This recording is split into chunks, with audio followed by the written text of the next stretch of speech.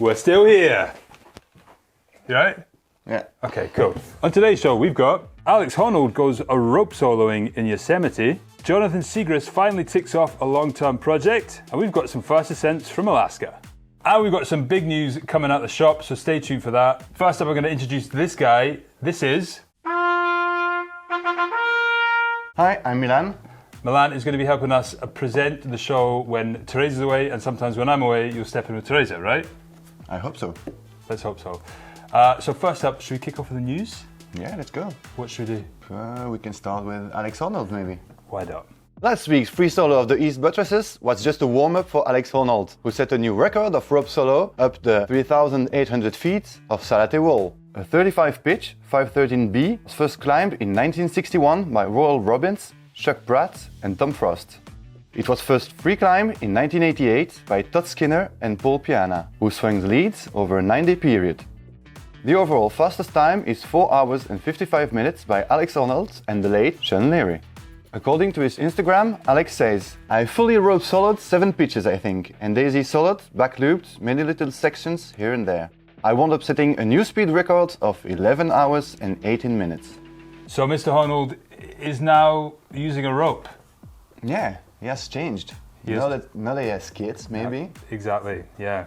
But then also this route was like, so there was a fastest time by Sean Leary and Alex Honnold, and that was like 4 hours 55 minutes. Yeah. And then he's broken the record for the solo ascent, I'm imagining. The rope solo. The rope solo. Yeah.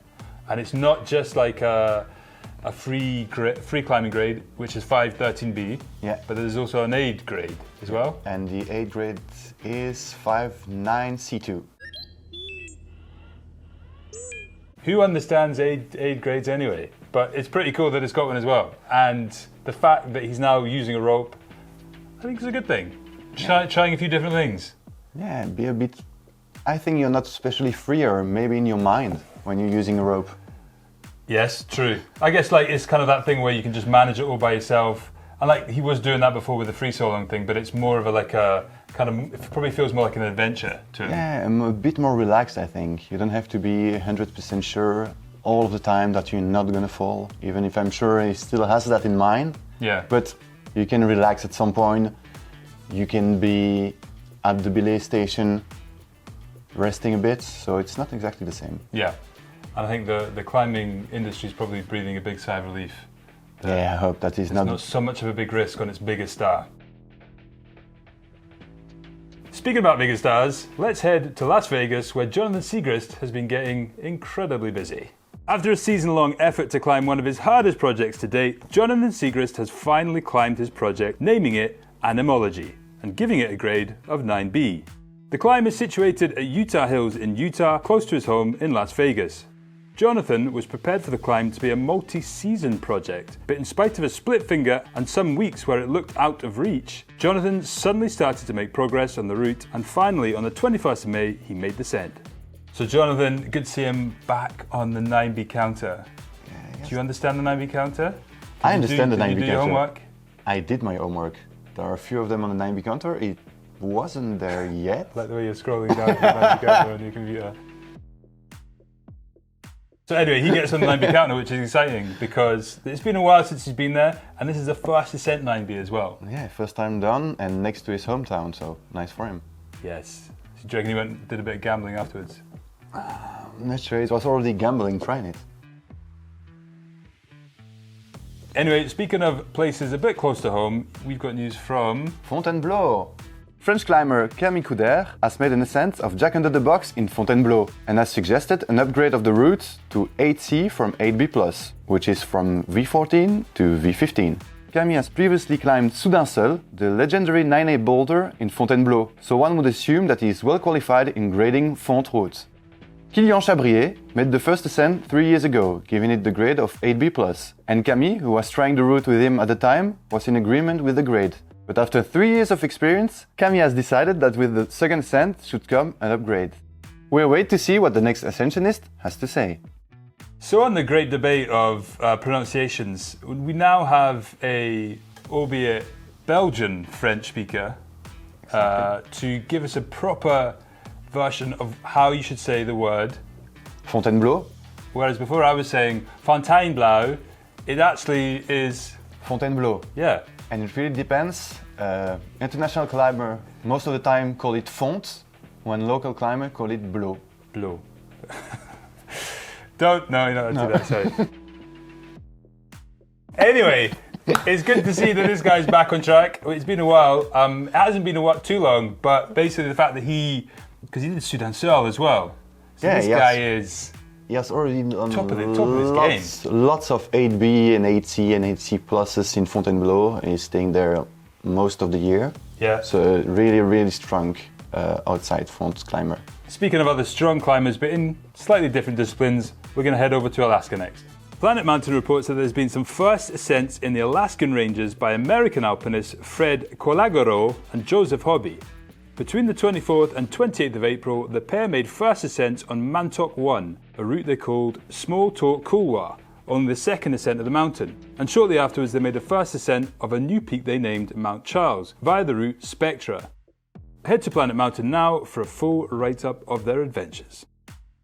And there's been some sad news in the alpine world recently, as German alpinist Martin Feistl has died on the 18th of May 2024 on Scharnitzspitze, while soloing the Spitzenstätter route close to his home of Innsbruck, Austria. Feistl was well known for his alpine and big wall ascents around the world, and in more recent years his soloing had become a larger part of his climbing. His most notable ascent in this discipline was in the Pinnestall mountain range on the Austrian-Italian border, where he established a 400-metre mixed climb solo and without a rope to self-belay. The difficulties Waterized 5 M4 give an indication of the magnitude of this ascent. Feistl called the route Daily Dose of Luck. Our thoughts go out to his family and friends. So some mixed news coming there from the alpine world. Sad news about Martin Feistl's death, but some amazing routes coming out of the Alaskan ranges.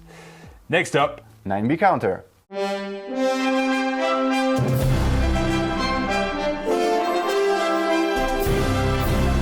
So general impressions of the 9B counter. I don't know, you've done your homework obviously. What do you think of the point system? Are you happy with the status of it? Is the table looking okay? What would you add? What would you take away? Just general comments. What do you think? Go for it. Say what you want, but not too much. As a Belgian, I couldn't be happier, being that the person with the most points is Anak Verhoeven. So for me, the system is perfect. We may have to change it if she's not first anymore. But now that she's done planted to Shiva with and without knee pads, we can give extra point for that. I don't know. This is the thing. So over the last couple of years, we've made it more complicated and we made it less complicated, and we found that the best way to manage the 9B counter is to keep it in its most simple form possible. So we got rid of all the trad stuff, got rid of all the bouldering stuff. It is literally now just sport climbing stuff. All right. Yeah? I mean, suggest away, but I'll probably say no. That's what I want to get. Anyway, Jonathan Siegrist gets 2 points for climbing a 9B. Nah, that's not correct. He gets 1 point. I'm sorry. It's a first ascent. He still only gets 1 point. So congrats, Jonathan. You're on the 9B count now.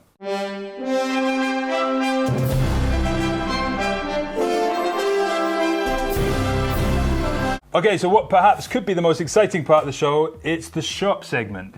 I know that you've been very excited about this. Do you want to announce what's happening? Or do you want me to announce what's happening? Oh, I don't know. I cannot contain the excitement. It's going to be 72 hours of 10% discount of the whole of the website. Nope, not the whole of the website. Whole of the website except from the climbing shoes. Yeah, but basically everything else, which is quite a lot of stuff, right? Yeah, but not the climbing shoes. But not the climbing shoes. It's going to be 10% off. So hardware, harnesses, bouldering pads, belay devices, approach shoes, everything that we've got is 10% off. But not climbing shoes. But to be honest, climbing shoes are pretty well discounted anyway, so you can't have another 10% off them. It would be illegal to sell it. I'm not going to say illegal, because whatever we do on here is always legal. But anyway, there's a sale on. It's a discount code FLASH10. So you're going to go to the website, use the discount code at checkout, and you will be able to get 10% off your order, as long as it doesn't include 25 pairs of climbing shoes.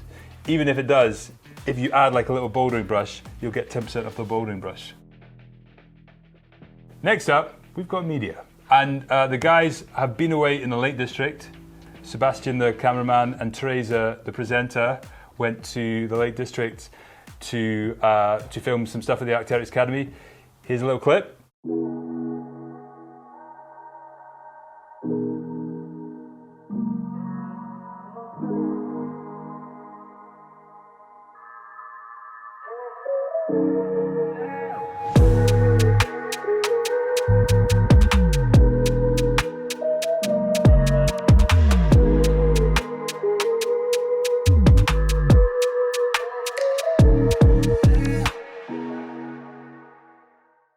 Wow, that looked like fun. A little bit rainy and wet, but fun. Yeah, that's normal. You don't go to climb in England expecting it to be sunny all the time.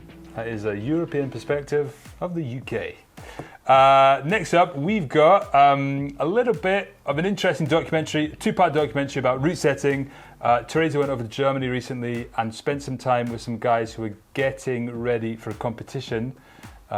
Here's a little clip.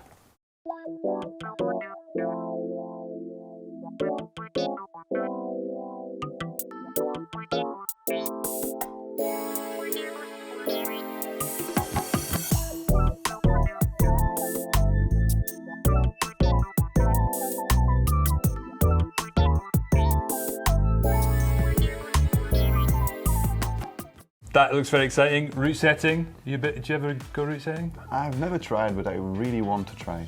Is that because you like drilling things? Yeah, drilling things and doing some move that I can do. That's also the main difference. Like just putting like a jug, like a route of jugs. Loads of big jugs in a roof or in a overhang, so I don't have to think. I can just pop, pop, pop, pop. Yeah, juggy overhangs I like them as well. Is the way to go. Yeah, no, I'm a big fan. You'll find lots of them in Fontainebleau. No feet, just yeah, exactly. Next up, we've got your favourite section. Comment of the week. Nice, that was a good song. Matt Marcroft, an old friend, has written, "You guys, what a flipping pleasure to have you back. It's like rediscovering my fave climbing shoes back at the back of the cupboard. Excellent work, people." Now we all know what it's like when you go through the cupboard, you don't think you're going to find anything, then you find your favourite pair of climbing shoes at the back. They're all mouldy, a little bit stiff. Yeah, you have to crack them exactly. to get some more flex in them. But once you put them back, it's like they were never off. So hopefully that's what it feels like. We were never away. I hope so, but the problem is getting into them. Most of the time that's the problem. If you've lost them for a few months, you will never get your feet in them again. Are you making like weird comparisons to the algorithm of YouTube and crusty climbing shoes? If you want. Okay, nice. What's your comment of the week? My comment of the week would be from... that's going to be hard to say. No, you have to read it out. That's the rule. From MD GX4BW. Alex Honnold's Sunday Day Hike is a major event for climbing pundits because everything is way too easy for Alex Honnold. True. And then he does it again, and he's now the title of this. Yeah, every time we do something, we say that Alex Honnold has done some free soloing and stuff like that, and it's just the warm-up for the next week's There you go. adventure. Let's see what he gets up to next week. Anyway, nice one. Thanks very much for joining us, guys. Thanks for joining me, Milan. Do one of them. See you next week, maybe? Maybe. Maybe. I'm not choosing you all. See you later. See you.